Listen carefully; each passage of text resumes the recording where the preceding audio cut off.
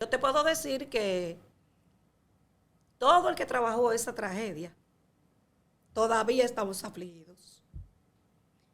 Porque yo con 28 años de servicio en patología, nunca me había tocado algo que me tocara tanto las fibras. Los desafíos siempre van a estar, porque yo nunca me voy a retirar definitivamente. Mientras yo respire y a mí se me necesite, yo ahí estaré. ¿Por qué hacerle una autopsia a una muerte natural? Si tú tienes un familiar interno y tú sospechas de que ese familiar murió porque hubo una negligencia médica, tú estás en tu derecho de pedir una autopsia. Además, las autopsias salvan vidas. Hay familias que vienen con enfermedades hereditarias y tú ves que cuando cumplen cierta edad, sin ninguna dolencia, se desploman. Y es porque vienen con una malformación congénita y no lo saben.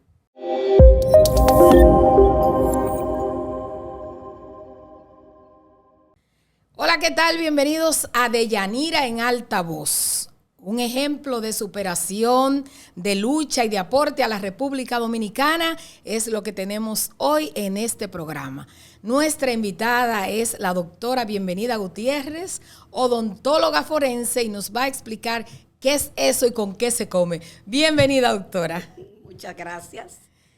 La odontología forense se come de la mano, porque como tú me estás preguntando con qué se come con la medicina legal y con la justicia. Muy bien. Porque la odontología forense es una ciencia auxiliar de la justicia. Muy bien, como introducción está perfecto. Pero como la esencia del programa es llevar historias que inspiren, eso es lo que ella nos trae. Vamos a hablar un poco de su vida y cómo se dedica a esta carrera que para mí era desconocida. Yo sé que hay patólogo forense, pero no sabía que había odontólogo forense hasta la lamentable tragedia del Jet C, que ustedes tuvieron un trabajo muy arduo. Sí, mira, la odontología forense nace en la República Dominicana a partir del año 1999. Jovencito, nuevecito. Porque en el 97 hubo la caída de un avión en Puerto Plata lleno de turistas alemanes. Y cuando cayeron todos los cuerpos desmembrados, no había un solo odontólogo en el país que hiciera la identificación de las víctimas. Sin embargo, el doctor Sergio Sarita Valdés, reconocido patólogo dominicano y médico, reconocido como médico de la medicina dominicana, maestro de la medicina dominicana, él tiene la idea de que al Instituto de Patología vaya un odontólogo, porque había que hacer las identificaciones de los cadáveres que llegan en estado de descomposición, los cadáveres que llegan quemados, y también para que le fuese de maestro en el área de odontología a los médicos que hacen la especialidad de residencia, o sea, hacen alguna residencia de lo que es medicina forense. A partir de ahí, yo entro al instituto y ya hoy por hoy hemos creado bastante odontólogos en el país para que se dediquen a esta ciencia. ¿Usted estudió odontología dónde? ¿De dónde es usted? Y actualmente yo quiero que ustedes sepan que ella es la comandante de la Policía Nacional en la provincia María Trinidad Sánchez. Sí, también. Eso es un logro alcanzado por ser la primera odontóloga. Luego que yo estaba trabajando, un incendio que hubo en una cárcel de este país, la policía quiso que yo formara parte de la fila para determinar la edad de los presos, que se quitan la edad para conseguir una sentencia menor. Y además, cuando aparecen víctimas con mordidas, identificar si alguien que ellos tienen detenido tiene o no participación en ese hecho. Oh, pero es una función muy, muy importante. Muy importante. Sobre todo, aquí tenemos una historia, pero ya eso abarca más lo policial y no es el sentido de que muchas personas se quitan la edad para favorecerse con las leyes, con sanciones menores. Ese es otro capítulo. pero también aporta porque no sabíamos que se usaba para eso. Sí. Doctora, ¿dónde usted se forma como médico odontóloga y de dónde es que usted viene? Porque usted viene rompiendo esquemas y dando ejemplo a las demás mujeres. Bueno, yo vengo desde un pueblo bastante hermoso que se llama San José de las Matas. Lindo. Hermoso, es uno de los pueblos más bellos, se llama Sajoma. Y llego aquí a Santo Domingo, donde mis padres vinieron a asentar su vida. Y entré a la Universidad Autónoma de Santo Domingo a estudiar odontología. Luego estuve nombrada en una escuela, trabajando con niños. Y es ahí que me llaman para darme el entrenamiento en odontología forense. El doctor Sergio Sarita Valdés, quien es el precursor. En mi libro, que lo estoy haciendo, ya está casi tirando para que sea que sirva para la docencia de odontología forense. Hablo de que el doctor Sarita es el precursor. Yo soy la pionera y él es el precursor. Usted sabe que él estuvo a punto de estar aquí hoy. Pero él me debe la entrevista porque tenía un compromiso y no hay problema con esto. A él le debo yo que él tuviera la iniciativa de formarme. Y de ahí para acá, son muchas las cosas. Ha llovido mucho. Doctora, pero usted se retira, o sea, ya es pensionada, y cuando pasa la tragedia, usted viene, ¿cómo fue? ¿Cómo pasó todo eso? Porque es una forma de medir el nivel suyo de vocación de servicio. Sí, exacto. ¿Dónde usted estaba cuando pasó lo del Jet C? Mi esposo y yo realmente nos levantamos a las 5 de la mañana a caminar diario. Y cuando yo me levanté, acostumbro a ver el celular por si tengo algún mensaje de la policía o de forense. Cuando veí la noticia de Jet C, se lo comento a mi esposo y no pensé que eran tantas víctimas. Nos fuimos a caminar y cuando llegamos, que prendo el televisor, ahí es que me entero de que hay tantas víctimas. Entonces llamo al instituto y me dicen que sí, que los casos los están llevando al Instituto de Patología, porque Patología fue la sede. Nosotros trabajamos porque tenemos un instituto renovado, recién inaugurado, pero los encargados de sí, o sea, de dar los informes, fue el INACIT. Pero nosotros... Fueron los que hicieron el trabajo. No, lo hicimos todos, porque en patología se forman los médicos forenses que están trabajando en el INACIT. Nosotros somos la escuela. Okay. Esa es nuestra casa. Todo el forense ha pasado por ahí. Date cuenta que yo entré en el 99 a patología. Y ya estamos celebrando, o ahora pasó la graduación de la número 28. O sea, he visto cada médico forense pasar por patología, que es la escuela. Pero todos, inclusive hubieron médicos forenses que no están nombrados y también se acercaron. Porque es que una tragedia así no hay que llamarte. Claro que no. El país te necesita. Y todo lo que es medicina, tú tienes que tener un don de servicio. Si no lo tienes, no tienes razón de ser. Así es. Doctora, había mucha presión porque la gente se desespera, que querían que le entregaran. El instituto, por más renovado que esté, es pequeño, no tiene tanto personal. Y entonces nos desesperamos porque no estábamos acostumbrados a algo tan grande. Sí. Y ustedes tuvieron que trabajar arduamente, se le enjuició muchísimo. Pero ¿cómo se desempeñaron ustedes en esto? Y yo quiero saber cómo un patólogo puede trabajar, cómo es la sensibilidad ante estos hechos. Mira, cuando uno se hace forense, porque la palabra es forense, patólogo es con lo clínico. Ah, ok, forense. Forense es con lo legal. Entonces, cuando tú eres forense, la gente piensa que tú te insensibilizas. Y no es así. Yo puedo dar fe y testimonio de que yo me hice más humana cuando comencé a trabajar con cadáveres. Claro, no es que tú vas a estar gritando encima de un cadáver, porque tú tienes una función que tú tienes que resolver. Todo el mundo está esperando por ti. A veces yo pasaba por donde estaban los familiares a buscar algo y los familiares me decían, doctora, mire que mi caso, que... Y yo simplemente le decía, ¿cuántos casos usted tiene ahí? Y me decían 1 o 2. Había personas que tenían hasta más de 2. Y yo les decía, nosotros tenemos 200 y pico. Por favor, no se desesperen. Y en el momento está el profesional ahí. El profesional que tiene que darle una respuesta a una sociedad. Pero después viene el ser humano.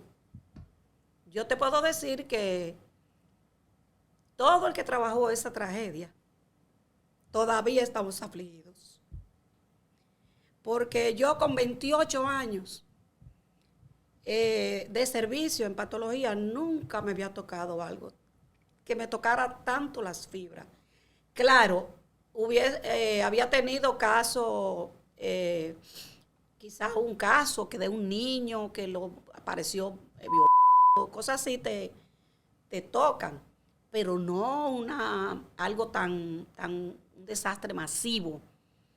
Porque particularmente yo también había trabajado otro tipo de tragedia. Por ejemplo, no sé si recuerda la tragedia de la cárcel de Higüey. Sí. Donde ahí mismo yo tuve 135 presos quemados. Trabajamos en el país, ocurrió la explosión de San Cristóbal, pero fueron unos 40 y tantos. O sea, hemos tenido incendios de 40 presos también en La Vega. Pero tú sabes que, ¿por qué toca fondo? Toca por el tipo de persona. Porque habían profesionales, habían policías. Mira que el director de la policía, del hospital de la policía murió ahí. El doctor Maldonado. Ajá. Doctora, ¿usted le tocó analizar el cuerpo? Todos los casos. A todos los casos se le hizo un dentigrama post-mortem. Porque esos cadáveres, la mayoría vinieron identificados por la policía científica conjuntamente con la Junta. Pero ¿qué pasa? Los últimos cadáveres vinieron muy descompuestos. Sí. Ya por la situación, por el tiempo que tenían, y tú sabes que el aplastamiento. Y también. Pero ellos, aunque le pudieron identificar por huellas, nosotros los de odontología hicimos una excepción con los cadáveres, unos que estaban desconocidos, los otros tenían muchas fracturas a nivel de los maxilares, y los otros que eran extranjeros. Esa era nuestra prioridad para poder identificar. Ayudó mucho la identificación, los tatuajes. Los tatuajes, hay muchos cadáveres que tenían tatuajes, eso ayuda, porque los tatuajes se mantienen hasta que haya piel en el cuerpo. Pero odontología forense también pude sacar la conclusión de que sirve para determinar el nivel socioeconómico a la que pertenece una persona. Porque en ese caso, la mayoría, todos, puedo decir que el 98% de los casos que tenían tratamientos dentales eran tratamientos de calidad. Por ejemplo, las carillas, que están muy de moda hoy en día, los implantes, tratamientos de circonio. Pero eso imposibilita más el trabajo de ustedes porque ya hay una alteración en lo que es la pieza dental. Pero facilita porque viene un dentista y tiene un dentigrama de lo que le hizo en vida. Ok.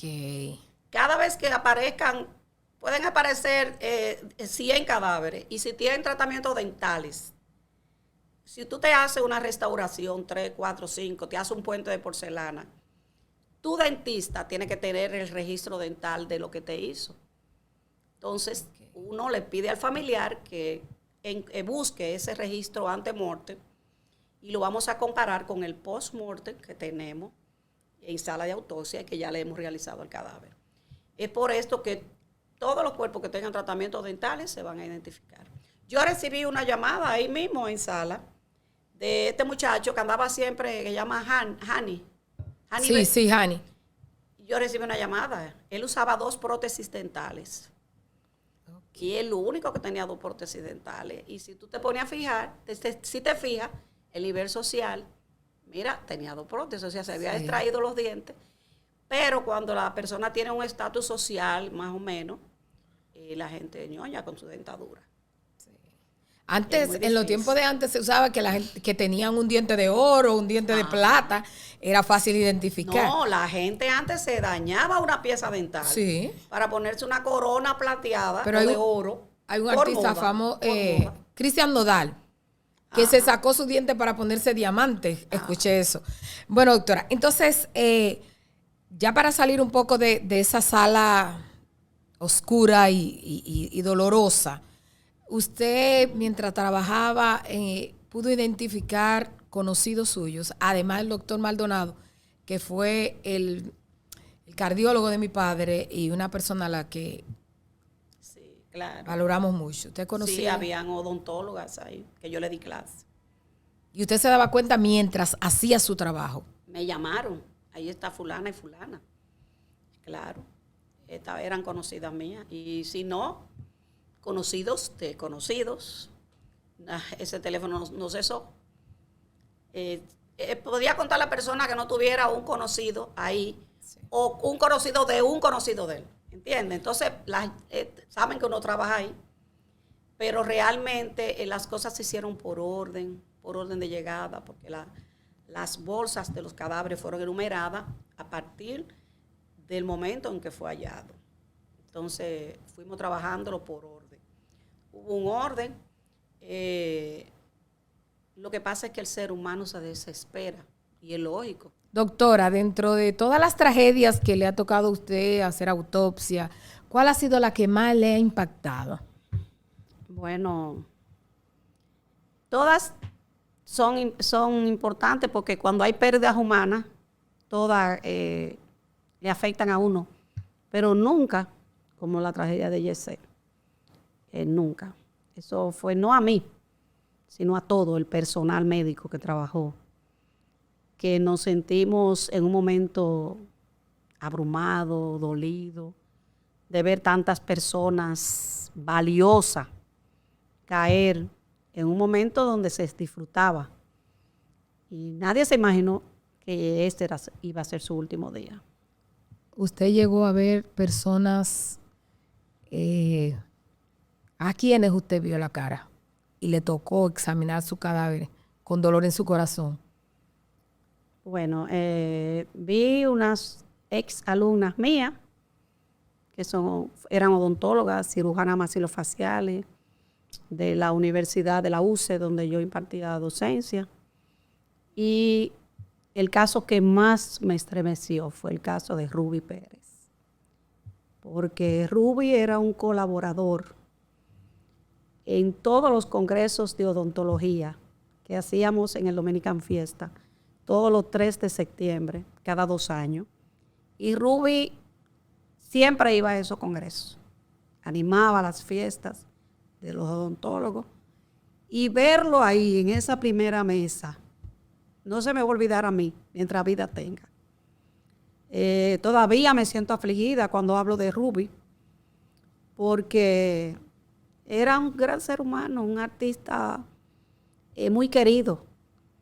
Y creo que no hay un dominicano que no haya sentido la muerte de la voz más alta, que se apagó en esa tragedia de Yesé. Doctora, ¿y le tocó a usted hacerle la autopsia? Sí, trabajé en el proceso de identificación de todos los cadáveres, porque el odontólogo no hace autopsia. El odontólogo realiza el registro dental y lo compara con otro registro, como te decía, el antemorte con el postmorte. Una dentadura perfecta. Yo recuerdo la sonrisa de Ruby Pérez. Sí. O sea, es duro, chocante, después de ver esa sonrisa brillar en este caco pelado por tanto tiempo y que se nos apagara así. Sí, es difícil. Fue un trance, fue un momento muy amargo, de verdad que sí. Pero todos hemos tenido, todo el personal médico ha pasado por una tragedia de una manera u otra. Porque cuando viene el dengue, los pediatras están en una tragedia, porque cuántas muertes infantiles no vemos por dengue. En tiempo pasado eso era cada rato un niño. La época del COVID, los neumólogos estaban activos.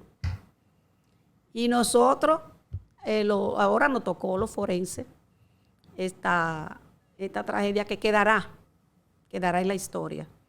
Doctora, ¿usted también encuentra en su trabajo, en el día a día, casos de fallecimiento por ataque al corazón, por infarto, porque son muy frecuentes y sobre todo en población cada vez más joven?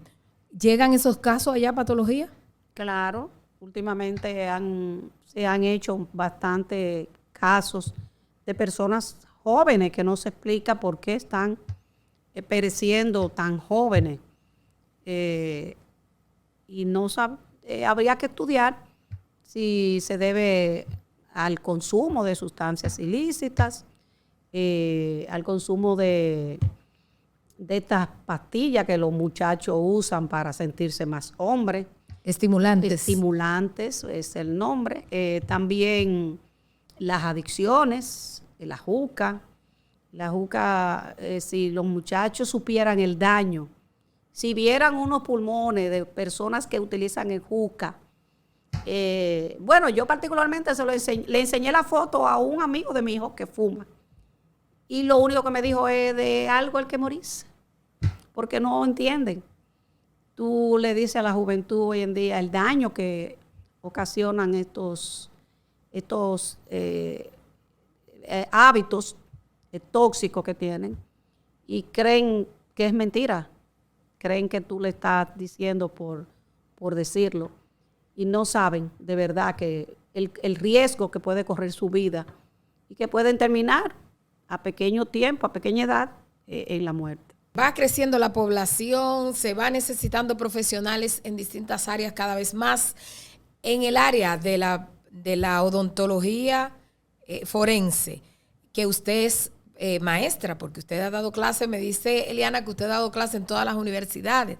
Sí. ¿Usted tiene alguna exhortación para que incursionen? Porque a veces hay carreras que necesita especialistas, pero el pago no te estimula. Mira, realmente en las universidades, yo he dado clases en todas las universidades, en todas. De hecho, comenzamos a entrar la asignatura en los pensus de donde no la tenían. Y eso ya es un logro. Okay. En los congresos yo siempre estoy diciendo de la importancia de la odontología forense y ha ido creciendo. Es tan tal que ha crecido que ya el Instituto de Criminología, donde doy clases, en la Universidad Autónoma, estamos impartiendo diplomados de odontología forense. Y actualmente, después de la tragedia, ya estaba estipulada comenzar la especialidad de odontología forense en la Universidad Autónoma. Ya es un hecho, arrancó también. Porque después de la tragedia, muchos odontólogos se han animado, porque la odontología forense no se utiliza siempre, pero es bueno contar con ese tipo de profesionales a la hora de tenerlo, o sea, a la hora de necesitarlo. ¿Cuáles son los desafíos que enfrentamos en esa? Porque nos hemos centrado en el oficio, no hemos hablado mucho de la vida suya, pero como es algo que se necesita tanto, ¿cuáles son los desafíos que ustedes siguen enfrentando? Aunque usted esté fuera del Instituto Nacional de Patología, sigue dentro. No, porque caminando con su esposo usted dijo, tengo que ir para allá, y se entregó hasta el último momento. Y sé que está dispuesta a seguirlo haciendo. Entonces, ¿cuáles son los desafíos? O sea, también para orientar a nuestra población a la importancia de que a nuestros familiares ya fallecidos sean sometidos a autopsias, como yo decía antes de iniciar el programa. A ver, muerte natural, porque sí sabemos que por ley, cuando hay muerte violenta hay que someterlo a una autopsia. ¿En qué otro momento usted recomienda que se haga? Y lo de los desafíos. Sí, mira, los desafíos siempre van a estar, porque yo nunca me voy a retirar definitivamente. Mientras yo respire y a mí se me necesite, yo ahí estaré. Lo hago porque sentí que mi instituto me necesitaba, el país me necesitaba. Y Yo no fui buscando ningún pago ni nada por el estilo. En cuanto a la muerte natural, el por qué hacerle una autopsia a una muerte natural. Si tú tienes un familiar interno y tú sospechas de que ese familiar murió porque hubo una negligencia médica, tú estás en tu derecho de pedir una autopsia. Además, las autopsias salvan vidas. Hay familias que vienen con enfermedades hereditarias y tú ves que cuando cumplen cierta edad, sin ninguna dolencia, se desploman. Y es porque vienen con una malformación congénita y no lo saben. Pero si le hacen autopsia a uno, pueden evitar la muerte del otro. También cuando se entierra un cadáver sin identificar. Muchas veces hay que desenterrarlo para identificarlo y más cuando son enterrados en fosa común. Otro dato es cuando entierran a una persona que tiene dinero y después que lo entierran aparece una segunda familia, aparecen hijos. Yo era hijo de él, a mí hay que darme lo mío. Yo tengo que entrar en la herencia. ¿Y cómo se hace ese proceso? Entonces, ¿cómo se hace? Hay que hacer una prueba de paternidad y para eso existe el ADN. Se solicita a las autoridades encargadas, por ejemplo, el INACIT o patología, y ellos van conjuntamente, si van a hacer prueba de ADN, tienen que localizar un laboratorio. Y en el laboratorio, allá en el cementerio, se hace la extracción del ADN. ¿Y qué extraen? ¿Puede ser una pieza dental? Puede ser una pieza dental, cabello, una vértebra. Pero las piezas dentales son muy buenas para hacer pruebas de ADN, sobre todo las posteriores, los molares, que estén sanos. No debe estar ni cariado ni restaurado. Pero para que tú veas que las autopsias, la gente piensa, pero ¿y para qué le van a hacer autopsia a un cadáver? Nada más no es porque yo quiero.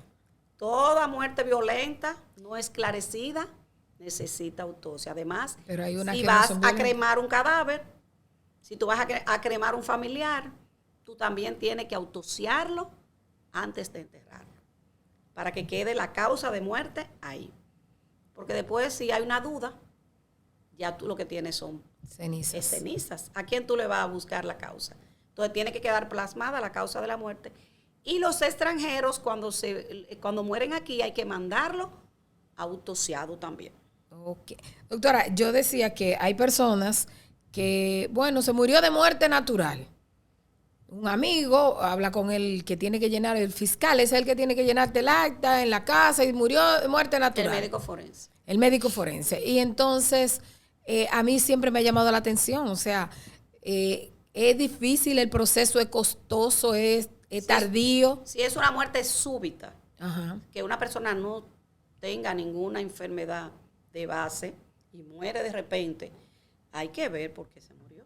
Porque para eso están hay que tener una estadística de cuántas personas se mueren súbitamente, de qué se mueren, a qué edad se mueren. Entonces son datos que hay que tenerlo y es con las autopsias que se hacen. Igual que con las muertes maternas, igual con las muertes de infantes. Todo eso para eso se hacen las autopsias, para tener una estadística y que esas estadísticas sean verdaderas. Pero eso no tiene costo. No, okay. Las autopsias son gratis, porque todos los médicos forenses son nombrados. Los que están en patología forense están nombrados por el Ministerio de Salud Pública y los del INACID por la Procuraduría de la República. ¿Qué tiempo se lleva? Porque a veces como periodistas cubrimos hechos de violencia, entonces vamos al lugar y que todavía no han entregado el cuerpo, los familiares se desesperan porque quieren que se lo entreguen el mismo día y entonces en patología dicen que al otro día. ¿Qué tiempo que lleva? Todo va a depender de la cantidad de cadáveres que haya. Okay. Y si encuentran la causa de la muerte rápida, una autopsia lo más que se coge son 2 horas, de 2 a 3 horas. Pero si no encuentran la causa, la dejan en estudio hasta ver los análisis toxicológicos que ellos le hagan. ¿Que se hacen ahí mismo? Que se hacen, tenemos un laboratorio ahí arriba. Entonces, extraen tanto la orina como la sangre para completar con algunos estudios Recuerda que la medicina forense es multidisciplinaria, que necesita de otras ciencias para dar un mejor diagnóstico de la enfermedad que tenía la persona. Solo recordamos el Instituto de Patología Forense cuando ocurren hechos grandes así. Nosotros los lunes siempre íbamos como comunicadores a ver qué pasaba. Yo no sé si se está haciendo, ya yo no salgo a la calle.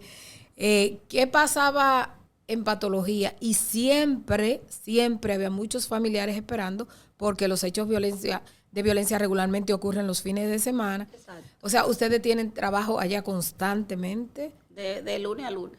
De lunes a lunes. De lunes a lunes. Ya no se descansa. Se trabaja de lunes a lunes, se trabaja día de fiesta, ya no hay descanso.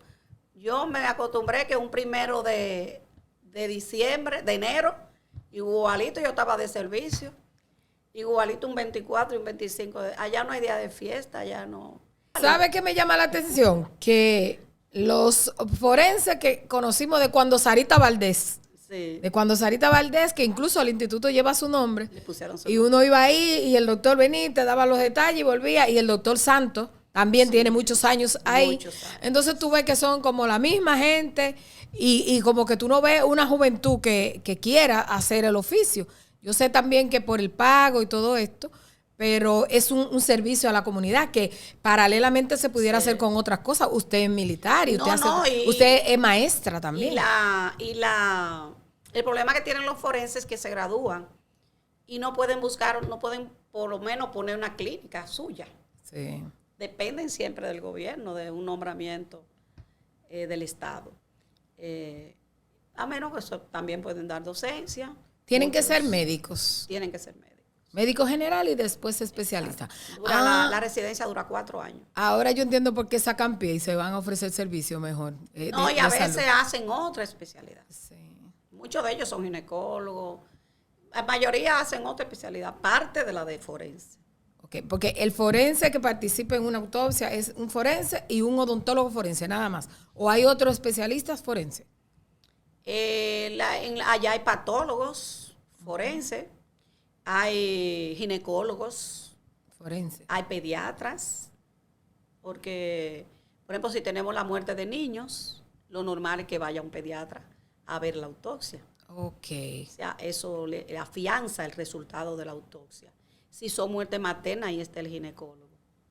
O sea, aunque sea muerto, va y miran qué pasó. Que esa muerte sí se pudo evitar. Si hubo negligencia en el hospital. También, déjame ver, hay muchos patólogos, porque son los que supervisan las muertes naturales. ¿Sabe que patología ahora mismo está trabajando con las muertes naturales? Y el INACID con las violentas. Ok. Esa es la diferencia. Doctora, a la nueva generación de odontólogos, de patólogos, ¿qué mensaje usted le enviaría para el ejercicio de sus funciones, apegado a la ética y sobre todo ese sentido humano que a ustedes lo caracteriza? Sí, es bueno que se inclinen porque alguien tiene que estudiar qué ha pasado con el ser humano cuando pierde la vida. Vamos a decir, una cirugía plástica. A veces hay múltiples factores que pueden alterar, que pueden llevar al fallecimiento de esa mujer, y todo tiene que ser verificado por la medicina forense. El mismo tipo de muerte que te dije que se pueden evitar por una autopsia. La gente cree que una autopsia, que me van a abrir mi cadáver y me lo van a poner, mucho que luego. Que lo van a desfigurar. Lo van a abrir como un pollo. Yo no voy a permitir eso, no. La autopsia es un proceso médico legal y que está contemplado en la ley 136/80. No es porque yo quiero hacer la autopsia. Hay muchas veces que están velando un cadáver y hay que buscarlo. Doctora, usted está muy joven todavía. Uh-huh. A mí no me importa que usted se haya retirado de patología forense. No fui yo que me retiré. Es verdad. Yo no andaba buscando eso. Es verdad. Por mí fuera estuviéramos trabajando todavía. Pero el sistema me sacó por mi tiempo de servicio y mi edad. Entonces, yo creo que planté mucho, sembré mucho. Y déjame decirte que yo solamente estoy retirada de papeles, pero mi de formación es el Instituto de Patología Forense. ¿Y las aulas? No, seguimos dando clases. Yo sigo, ahora actualmente estoy en el Instituto de Criminología de la UAS. Estamos dando los cursos de medicina legal y procesamiento de la escena del crimen. Estamos dando odontología forense. Y cualquier universidad yo tuve que renunciar, claro, de varias universidades, porque ya la salud me lo estaba pidiendo. Tenía mucho estrés, porque es un trabajo. Pero ya se relajó. Es un Yo trabajo. la veo muy relajada y nosotros necesitamos de gente como usted. Doctora, el hecho de ser mujer, de ser madre, de ser esposa, usted sabe que muchas veces queremos estar como el pulpo, pero no podemos. Le limitó, la cohibió, hubo quienes le pusieran trabas y todo esto. No, mi familia, tengo 3 hijos. Nunca tuve limitantes. Hay momentos que podía perderme de algo de mis hijos, porque estaba de servicio aquí, estaba de servicio allí. Había que ir anteriormente, tengo que decirte que los inicios míos como odontóloga forense fueron tremendos, porque había que ir a la misma escena, y muchas veces en matorrales, en montes, que había que cruzar ríos, eran que aparecían los cadáveres, y había que ir ahí en una ambulancia. Pero después las cosas fueron mejorando. Luego el instituto, por el mal olor del sector, las personas que viven por ahí, los moradores, se querellaron. Entonces tuvimos que trasladarnos al cementerio de los Casabes, que está por ahí por la Jacobo, por ahí.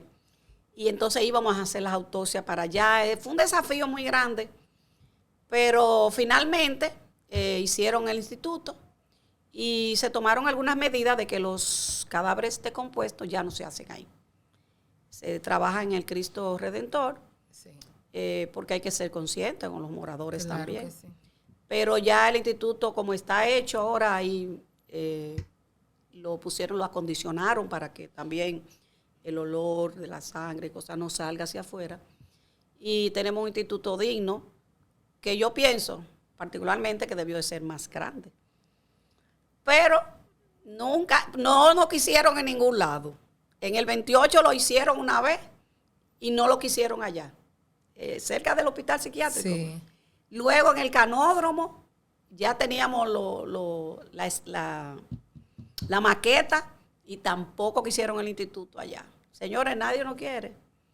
A nosotros nada más nos quieren cuando existe una tragedia. Así lamentablemente. Es muy lamentable. Ustedes están ahí cerca de la Universidad Autónoma.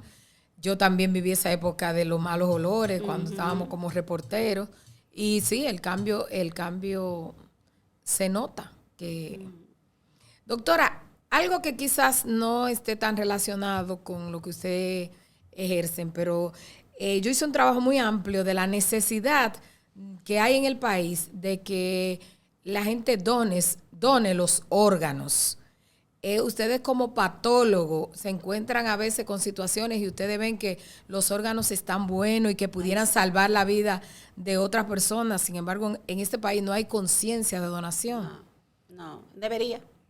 Cuando yo entré al principio, había un equipo que iba, tenía un convenio, y lo que cogían eran las córneas, sí, de los casos que estaban desconocidos, que no tenían familia, y se hacían bonito trabajo, pero eso se fue descartando, no sé qué pasó. Lo que pasa es que la ley es el freno.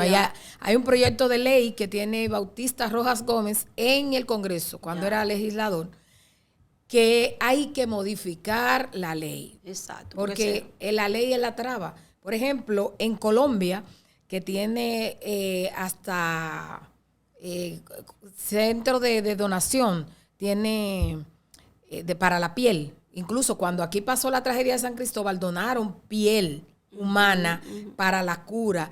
Y nosotros que estamos alta tasa de accidentes de tránsito, la más alta de la región, y todos esos cuerpos por tabúes de que te van a desfigurar el cuerpo, de que te van pero son órganos que se pierden. Claro. Entonces, desde Yanira en Altavoz le hacemos un llamado a los legisladores para que impulsen esa ley, porque cualquiera lo podemos necesitar en determinado momento. Y tú sabes lo bonito que es que tú mueras y tú dejes tu corazón latiendo en otro cuerpo. Eso es precioso, pero lamentablemente en este país todavía estamos en pañales en esto. Y ojalá y esa ley surja, porque yo he visto bastante personas jóvenes que se llevan esos órganos. ¿Para quién? Para los gusanos. Le digo que, por ejemplo, en Colombia la ley establece que si falleció muerte natural, un infarto o accidente de tránsito, primero pasa por ese laboratorio. Entonces, el cuerpo no es verdad que se desfigura, porque son profesionales que lo manejan, pero es cuestión de conciencia. Cuando tenemos un familiar enfermo que necesita un riñón, que necesita determinado órgano, sí queremos, pero cuando estamos sanos nadie llena un documento voluntario diciendo yo quiero donar mis órganos. Ojalá y esa ley se haga realidad, de verdad que sí. Es una necesidad. Bueno, doctora, muchísimas gracias por estar con nosotros. Primera odontóloga forense de la República Dominicana, forjadora de otras generaciones, policía, mujer con una empatía extraordinaria, demostrado en muchísimos hechos, pero que su nombre salió a la luz, donde todos lo conocimos a raíz de la tragedia del Jet Set. Como ella tenemos muchas dominicanas y dominicanos que día a día seguimos forjando en valores nuestra nación. Gracias, doctora, que Dios la bendiga. Gracias a ti por invitarme y tomarme en cuenta. No, y vuelve cuando vaya a lanzar su libro. Sí. Y yo hago el compromiso de aquí de ayudarla a divulgarlo en los medios de comunicación. No, es un hecho. Claro, así es que muchísimas gracias por orientarnos de la importancia de someter nuestros familiares fallecidos a estos estudios y por darnos luz que hay muchas generaciones de médicos nuevos que pudieran incursionar en esta área. Gracias, doctora. Gracias.